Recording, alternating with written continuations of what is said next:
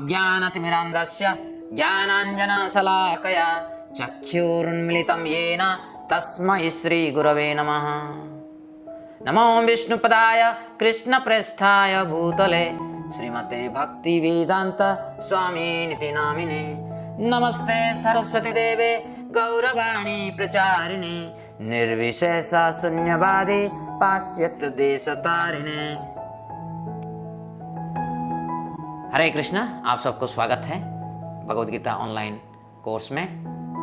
हम चर्चा कर रहे हैं अनंत का पूर्ण स्वरूप कृष्ण है।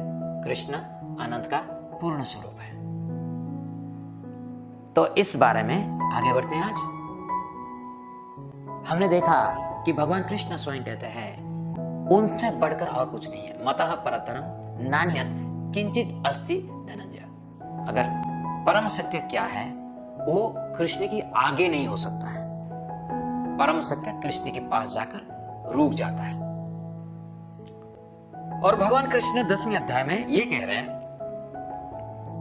कि देवगण, देवीगण, महर्षिगण किसी को पता नहीं है कृष्ण के बारे में संपूर्ण रूप से। जानकारी तो सबको होता है, सबको पता है कि भगवान परम सत्य हैं, मगर संपूर्ण रूप से उनको कोई जान नहीं सकता। उनके बारे में हम जितनी भी जानकारी हासिल करें वो जानकारी एक समुद्र में एक बूंद के रूप में होगा। अतः इस प्रकार कृष्ण धारणा ही अनंतता की सर्वोत्तम धारणा है। इससे ऊपर अन्य कोई धारणा नहीं है। ये ही परम सत्य हैं। ये इस तथ्य को भगवद गीता 10वें अध्याय 8वें श्लोक में पुष्टि करते हैं। अहम सर्वस्य प्रभवो मतः सर्वं प्रवर्तते इति मत्वा भजन्ते मां बुद्धा भाव समन्विता। मैं समस्त आध्यात्मिक तथा भौतिक जगतों का कारण हूं। प्रत्येक वस्तु मुझसे ही अद्भुत है। जो बुद्धिमान या भलीभांति जानते हैं ये मेरी प्रेमा भक्ति में लगते हैं तथा हृदय से पूरी तरह मेरी पूजा में तत्पर होते हैं। बहुत सुंदर श्लोक है भगवद गीता चतुर्श्लोक की। ये पहला श्लोक है। और ये जो श्लोक है अहम सर्वस्य प्रभो मतः सर्वं प्रवर्तते, तो सभी जगत का मूल कारण जो है भगवान है। और भगवान से ही सभी भौतिक और दिव्य जगतों की उद्गम होती है। यह हमें संपूर्ण रूप से समझना चाहिए। परम सत्य वो है जन्मादि यस्य यतः, जिनसे हर तरह की संरचना, करोड़ों करोड़ों ब्रह्मांड, भौतिक और दिव्य, जड़ जगत और चित जगत, दोनों की उद्गम जिससे होता है वो है परम सत्य और वो है कृष्ण। कृष्ण स्वयं कह रहे हैं हमें इसके ऊपर अपना बुद्धि प्रयोग नहीं करना चाहिए। अगर भगवान कुछ कह रहे हैं उसको उसी प्रकार से हमें समझने के लिए कोशिश करना चाहिए। और एक प्रामाणिक आचार्य के पास जाकर जब हम उसको समझने के लिए कोशिश करेंगे हमें समझ में आ जाएगा। यह अनंतता की परिभाषा है। यहाँ कृष्ण कहते हैं अहम सर्वस्य प्रभो। ये ही सृष्टि के परम स्रोत हैं। आप चित्र में देख सकते हैं कि कैसे कृष्ण महाविष्णु के रूप में कारणोदक सागर में लेटे हैं और उनके शरीर के प्रत्येक छिद्र में से एक ब्रह्मांड का बीज निकलता है जो कि आकार में बहुत ही विशाल बन जाता है। कृष्ण कहते हैं कि ये ही आध्यात्मिक तथा भौतिक सृष्टि की स्रोत है। सब कुछ उनसे ही उद्भूत है। भगवान कृष्ण इन ब्रह्मांड का न केवल सृजन करते हैं अपितु अकेले ही ये इन सभी ब्रह्मांड की संरचना और आकार देने के लिए उपादान प्रदान करते हैं। अगर आप कुछ बनाना चाहते हैं, जैसे कि एक घर बनाना चाहते हैं, एक बंगलो बनाना चाहते हैं, आप एक स्काई स्क्रैपर बनाना चाहते हैं, तो आप क्या करते हैं? पहले एक आर्किटेक्ट को बुलाते हैं। वो आर्किटेक्ट क्या करते हैं? आपसे जानकारी लेते हैं आपको किस तरह की बंगलो चाहिए, किस तरह की स्काई स्क्रैपर चाहिए। तो फिर इसके एक नक्शा बनाते हैं। फिर स्ट्रक्चरल इंजीनियर जो है उसका एक स्ट्रक्चरल ड्राइंग बनाते हैं ताकि ये जो बिल्डिंग जो है वो स्टेबल होगा, वो सुदृढ़ होगा, वो भूकंप होने से भी नहीं गिरेगा। तो एक स्ट्रक्चरल इंजीनियर उसकी दूसरी नक्शा बनाते हैं। फिर वो नक्शा को जब एक बिल्डर को देते हैं तो वो कंक्रीट, बालू ये सब लेकर फिर इसको बनाते हैं। और इसके लिए आपके पास जो पैसा है आपको देना पड़ता है। परंतु भगवान स्वयं ये सब कुछ स्वयं कर लेते हैं, इनको किसी की जरूरत नहीं है। और जो भी ये सब चीज को करते हैं, इस निर्माण में नियोजित है, वो भगवान का इंस्ट्रूमेंट के रूप में, भगवान का निमित्त रूप में वो कार्यक्षम है। यानी कि भगवान सबको कार्यक्षम करते हैं कि आप इस काम करो। जैसे ब्रह्मा जी को भगवान ने सशक्त बनाया और ब्रह्मा जी 84 लाख योनि की संरचना की। इसका अर्थ यह है कि जो कुछ भी विद्यमान है उसका स्रोत केवल और केवल श्री कृष्ण ही है। भगवान कृष्ण को सुनने के बाद अर्जुन ने भगवान कृष्ण की पूर्ण स्थिति के बारे में एक सुंदर कथन दिया। भगवद गीता 10वीं अध्याय 12वीं और 13वीं श्लोक में अर्जुन जी कह रहे हैं, परम ब्रह्म परम धाम पवित्रम परमं भवान सुरुषम शाश्वतम दिव्यम आदिदेवम अजम विभुम आहुस्त्वाम ऋषयो सर्वे देवर्षिर्नारदस्तथा आसितो देवलो व्यासः स्वयं चैव ब्रवीषि में। अर्जुन ने कहा, आप परम भगवान, परम धाम, परम पवित्र, परम सत्य हैं। आप नित्य, दिव्य, आदि पुरुष, अजन्मा तथा महानतम हैं। नारद, असित, देवल तथा व्यास जैसे ऋषि आपके इस सत्य की पुष्टि करते हैं और अब आप स्वयं भी मुझसे प्रकट कर रहे हैं। अर्जुन जी कह रहे हैं, मैं समझ गया, आप परम सत्य हैं।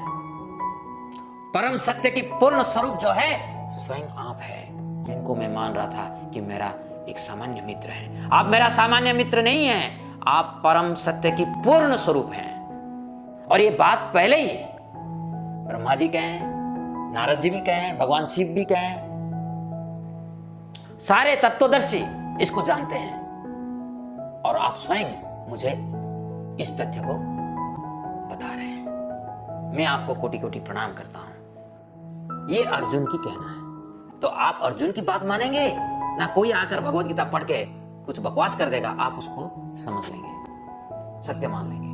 नहीं, हमें अगर भगवत गीता को समझना चाहिए तो अर्जुन जैसे समझ रहा है, हमें इसी तरह समझना चाहिए। अर्जुन द्वारा निवेदन किए जाने पर भगवान कृष्ण अपनी बहुमुखी ऊर्जा को और विस्तार से बताते हैं, जिसके द्वारा ये अपनी संपूर्ण सृष्टि में व्याप्त है। यह ज्ञान हमें कृष्ण को याद रखने में मदद करेगा।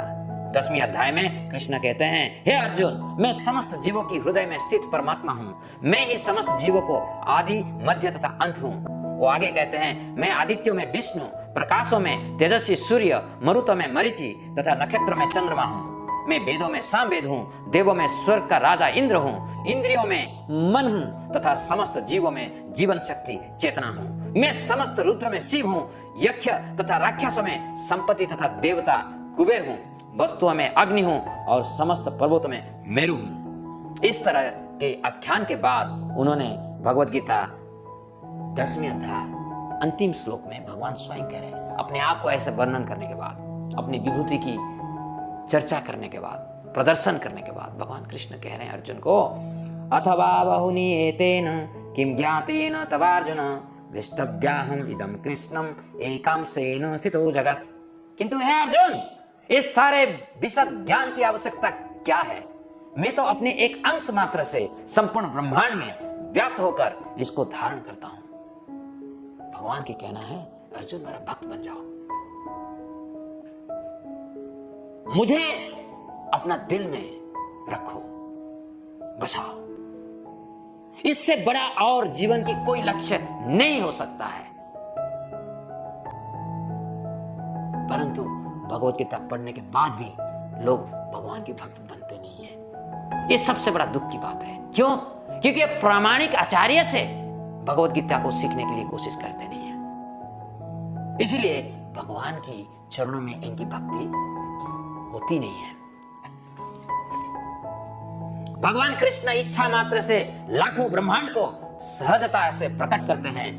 यह उनकी अनंत प्रकृति है, जहां किसी भी प्रकार की आश्चर्यजनक गतिविधियां उनके लिए सिर्फ भुएं उठाने के समान सहज है। श्री कृष्ण अत्यंत सहजता से संपूर्ण ब्रह्मांड को सृजन, पालन तथा संहार करते हैं। ऐसा नहीं है कि यह करने के लिए उन्हें बहुत परिश्रम करना होता है।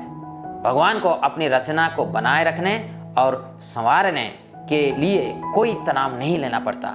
इसलिए भगवान कृष्ण अर्जुन को सलाह दे रहे हैं कि उनकी वैभवता का यह विस्तृत ज्ञान कृष्ण को समझने के सहायक नहीं होगा, क्योंकि ये अनंत है।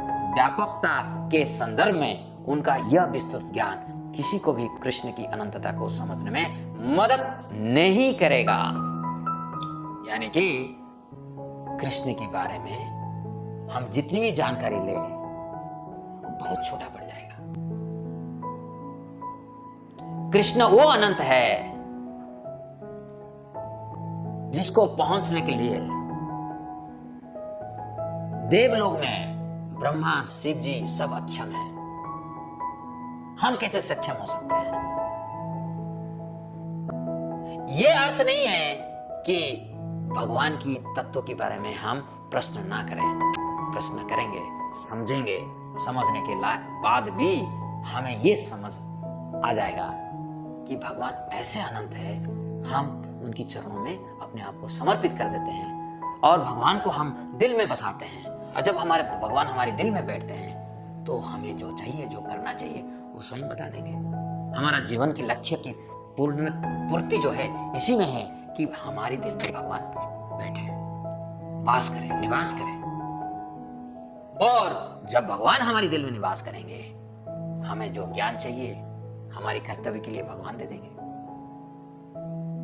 भगवान के लिए अगर हमारा प्रेम है तो भगवान स्वयं अपने आप को हमारे सामने प्रस्तुत करते हैं, क्योंकि भगवान के साथ हमारा एक रिश्ता है और उस रिश्ता को हमारे समक्ष में लाकर रखते हैं। इसके बारे में फिर आगे हम चर्चा करेंगे। हरे कृष्ण।